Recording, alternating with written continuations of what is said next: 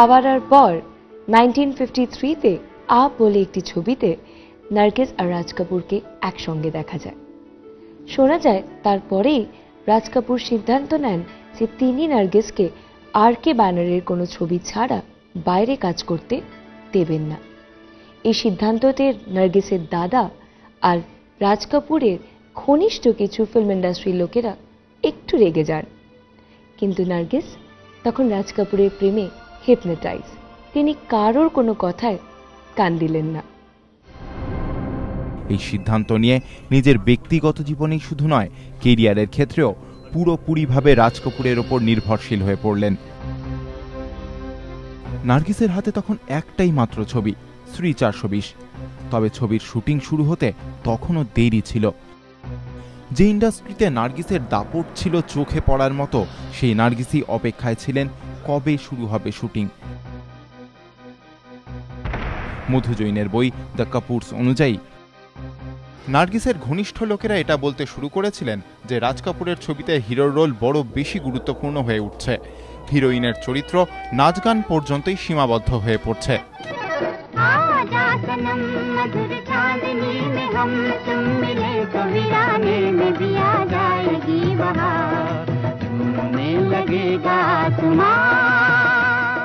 রাজ কাপুরের অভিনয় আর তার স্টাইল তাকে বিখ্যাত করে দিয়েছিল তৎকালীন সোভিয়েত ইউনিয়নে। 1954 সালে রাজ কাপুর আর নার্গিস একসঙ্গে সোভিয়েত ইউনিয়নে যান।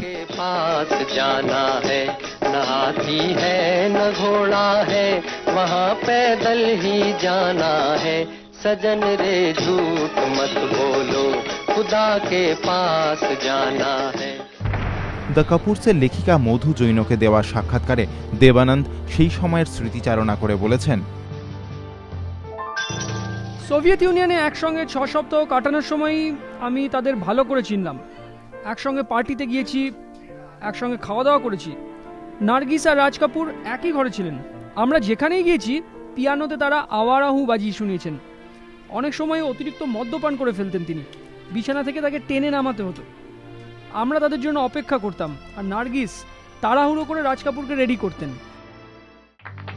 সোভিয়েত ইউনিয়নে রাজ কাপুরকে জমকালো অভ্যর্থনা জানানো হয়, কিন্তু তার সঙ্গে যাওয়া নার্গিসকে তেমন অভিনন্দন জানানো হয়নি যেমনটা প্রত্যাশিত ছিল। মধু জৈনের লেখা বই দ্য কাপুরস অনুযায়ী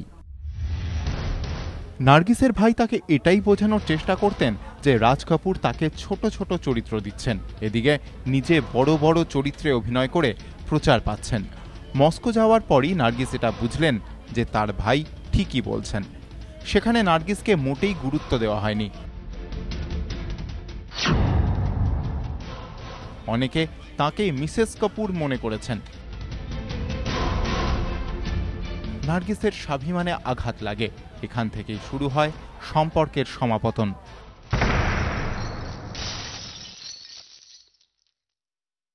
রাজ কাপুরকে বিয়ে করতে চেয়েছিলেন নার্গিস। উপায় খুঁজতে মোরারজি দেশাইয়ের কাছে কেন গেলেন তিনি? রাজ কাপুরের সাথে সম্পর্ক ভেঙে কিভাবে মাদার ইন্ডিয়া হয়ে উঠলেন নার্গিস? শোনাবো আপনাদের একটু পরে।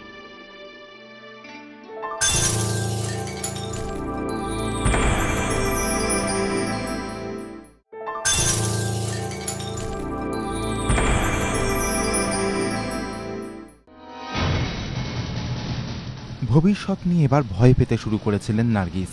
রাজ কাপুরের সঙ্গে তার সম্পর্ককে একটা পরিচয় দিতে চাইছিলেন তিনি সিমি গিরিওয়ালকে বলেন, আমি অন্য কারো সন্তানকে নিজের সন্তান ভাবতে ভাবতে হাঁপিয়ে উঠেছি। আমার নিজের একটা সংসার চাই, আমার কোলে আমার নিজের সন্তান চাই। मेरी जिंदगी कितनी अधूरी है, आपको क्या मालूम? এই বিষয় নিয়ে ভাবতে ভাবতে নার্গিস জীবনের আনন্দ থেকে দূরে সরে যাচ্ছিলেন। এই সমস্যার সমাধান খোঁজার জন্য নার্গিস সেই সময় মহারাষ্ট্রের মুখ্যমন্ত্রী মোরারজি দেশাইয়ের সঙ্গে দেখা করতে যান। মোরারজি দেশাই, যিনি পরে ভারতের প্রধানমন্ত্রী হন। শোনা যায় সেই সময় মোরারজি দেশাই হিন্দু ম্যারেজ অ্যাক্ট নিয়ে কাজ করছিলেন। নার্গিস তার কাছে জানতে চান এমন কোনো উপায় আছে কিনা যাতে একজন বিবাহিত হিন্দু পুরুষ দ্বিতীয় বিয়ে করতে পারেন। নার্গিসের এই প্রশ্নের উত্তরে মোরারজি দেশাই নাকি তাকে রীতিমতো বকাঝকা দেন এবং এই বিষয় নিয়ে ভাবতেই নিষেধ করেন। मेरे दिल ने कानून नहीं पढ़ा। সমস্যার কোনো সুরাহা পেলেন না নার্গিস। নার্গিস ভীষণ অশান্ত হয়ে উঠেছিলেন।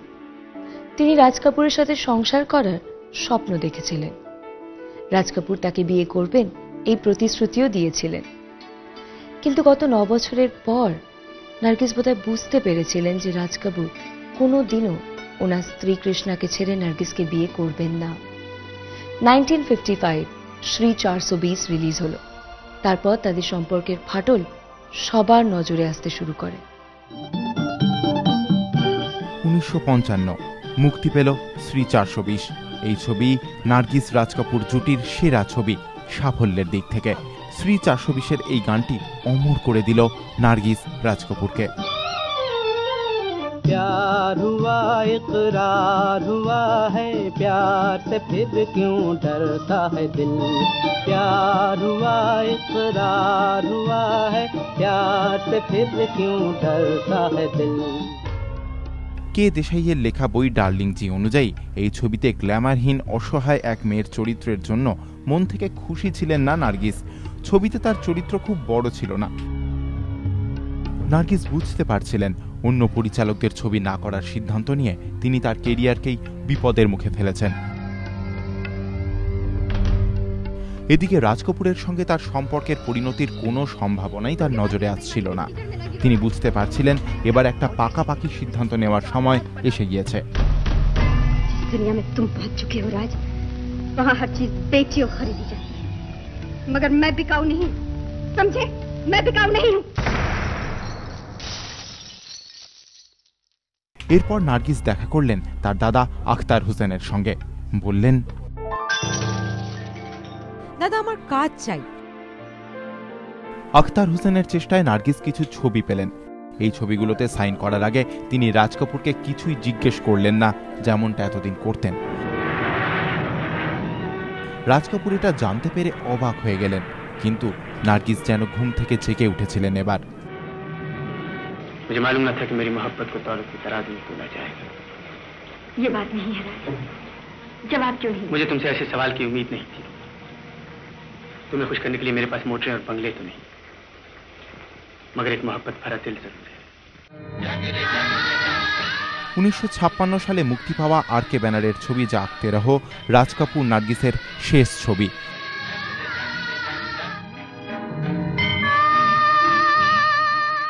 এই ছবিতে একেবারে শেষ দৃশ্যে দেখা যায় নার্গিসকে। জলের জন্য পিপাসার্ত রাজ কাপুরকে জল খাওয়ান তিনি এই দৃশ্যে।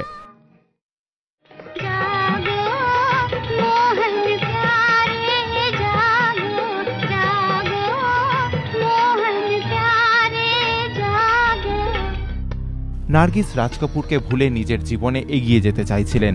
এই সময়ই জীবনের সেরা চরিত্রটিতে অভিনয়ের সুযোগ এলো তার সামনে, মাদার ইন্ডিয়া।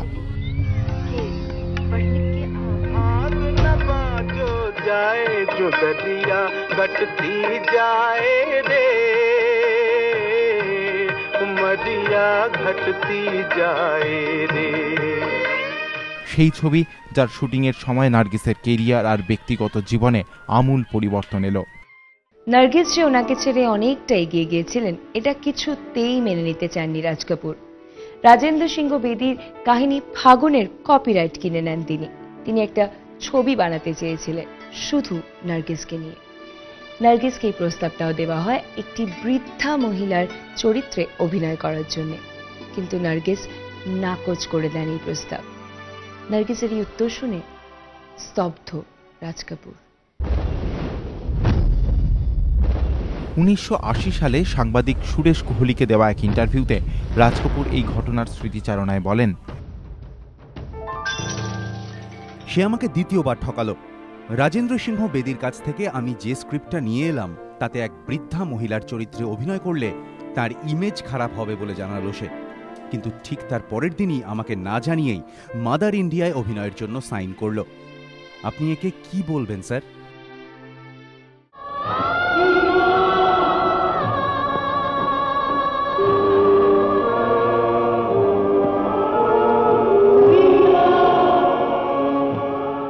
সাংবাদিক সুরেশ কোহলির মতে রাজ কাপুর যখন তাকে এই কথা বলেন তার প্রায় 20 বছর আগে নার্গিস তাকে ছেড়ে চলে যান, কিন্তু রাজ কাপুর এমনভাবে কথাগুলো বলছিলেন যেন গতকালের ঘটনা। 1974 সালে কোহলিকে দেওয়া আরেকটি ইন্টারভিউতে রাজ কাপুর নার্গিসের প্রতি আরও কিছু অভিযোগ আনলেন। সে চুপচাপ কোলাপুর চলে গেল, যেখানে মাদার ইন্ডিয়ার শুটিং চলছিল। আমি তাকে যখন এই প্রশ্নটা করলাম তখন সে বলল সে নাকি জানতই না ছবির কাহিনীটা। বাহ, ছবির নাম মাদার ইন্ডিয়া আর সে নাকি জানেই না।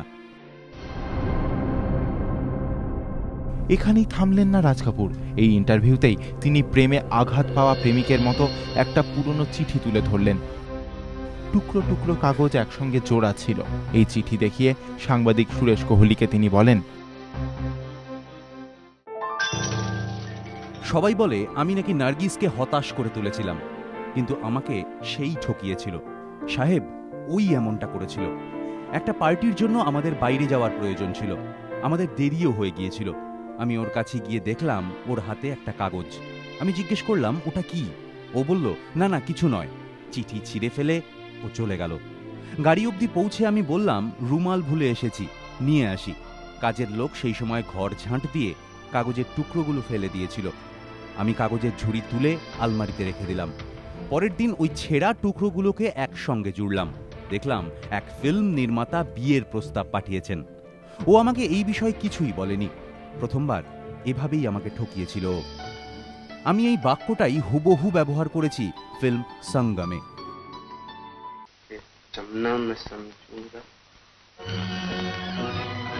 नहीं सुंदर नहीं, इसे न पढ़ो, इसे न पढ़ो।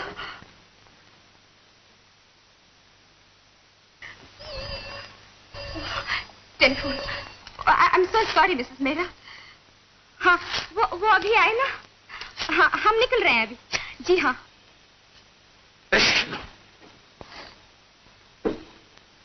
मैं रुमाल भूला, मैं अभी आता हूँ।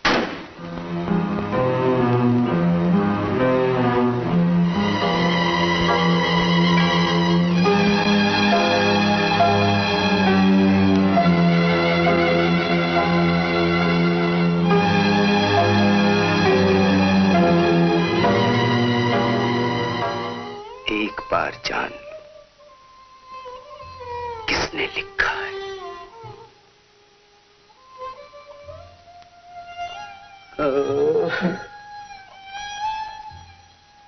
एक बार ये खत किसने लिखा है? নার্গিসের সঙ্গে নিজের প্রথম সাক্ষাৎ তিনি যেভাবে তুলে ধরেছেন তার ছবি ববিতে, ঠিক সেভাবেই এই চিঠি তাকে যে আঘাত দিয়েছিল সেই আঘাত তিনি তুলে ধরলেন সঙ্গম ছবিটির একটি দৃশ্যে।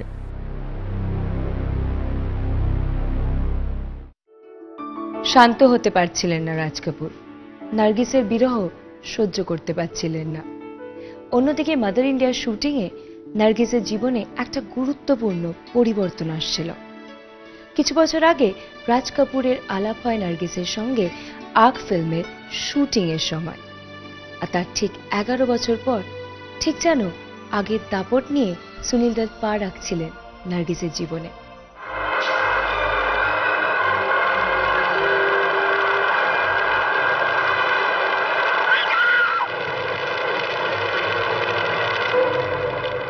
পয়লা মার্চ 1957 মাদার ইন্ডিয়ার এই বিশেষ দৃশ্যের শুটিং চলছিল 1 সপ্তাহ ধরে। নার্গিসের ডুপ্লিকেট এই দৃশ্যে অভিনয় করতে গিয়ে আহত হলেন। তখন নার্গিস সিদ্ধান্ত নিলেন তিনি নিজেই এই দৃশ্যে অভিনয় করবেন। আগুনের মাঝে আটকে পড়ার দৃশ্যটির শুটিং সহজ ছিল না। যাবতীয় সুরক্ষা ব্যবস্থা করা হয়েছিল সেটে, কিন্তু শুটিংয়ের সময় হঠাৎই বদলে গেল হাওয়ার অভিমুখ। আগুনে ফেঁসে গেলেন নার্গিস।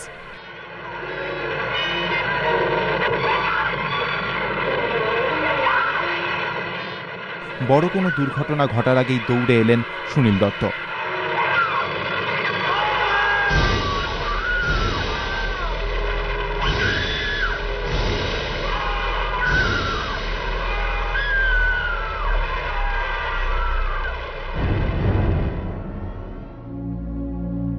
কোনো রকমে আগুনের মাঝ থেকে নার্গিসকে উদ্ধার করলেন সুনীল।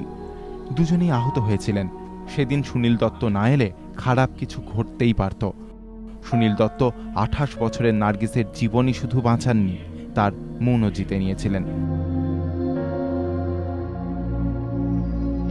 রাজ কাপুর খুব বেশি লম্বা ছিলেন না, প্রায় 5 ফুট 7 ইঞ্চি ছিল তার উচ্চতা। নার্গিস কখনো রাজ কাপুরের সঙ্গে উঁচু হিলের স্যান্ডেল পরে বেরোতেন না, কিন্তু নার্গিসের জীবনে সুনীল দত্ত আসার পর তিনি উঁচু হিলের স্যান্ডেল পরে বেরোতে শুরু করলেন। কারণ সুনীল দত্ত প্রায় 6 ফুট লম্বা ছিলেন। রাজ কাপুর নার্গিসের উঁচু হিলের স্যান্ডেলগুলোকে ভুলতে পারেননি। অনেক বছর বাদে তিনি অভিনেত্রী সিমি গিরেওয়ালকে বলেছিলেন, আমি জানতাম যে ওর জীবনে এমন কেউ এসেছে যে খুব লম্বা। আমার সঙ্গে দেখা করতে এসেছিল উঁচু হিলের স্যান্ডেল পরে। আমি প্রায় 20 মিনিট সেই স্যান্ডেলের দিকে তাকিয়েছিলাম, তারপর ও চলে গেল। দীর্ঘদিন বাদে 1974 সালে সাংবাদিক সুরেশ কোহলিকে দেওয়া ইন্টারভিউতে রাজ বললেন, কোলাপুরে মাদার ইন্ডিয়ার শুটিং চলছিল। সেখান থেকে নার্গিসের ড্রাইভার এসে বলল নার্গিস তার স্যান্ডেলগুলো চেয়ে পাঠিয়েছে। আমি বললাম নিয়ে যাও। ড্রাইভার পরে আবার এলো হারমোনিয়াম নিয়ে যেতে। আমি তখন বুঝতে পারলাম সব শেষ হয়ে গিয়েছে। উঁচু হিলের স্যান্ডেল, হারমোনিয়াম, আর সুনীল দত্ত 6 ফিট লম্বা ছিলেন।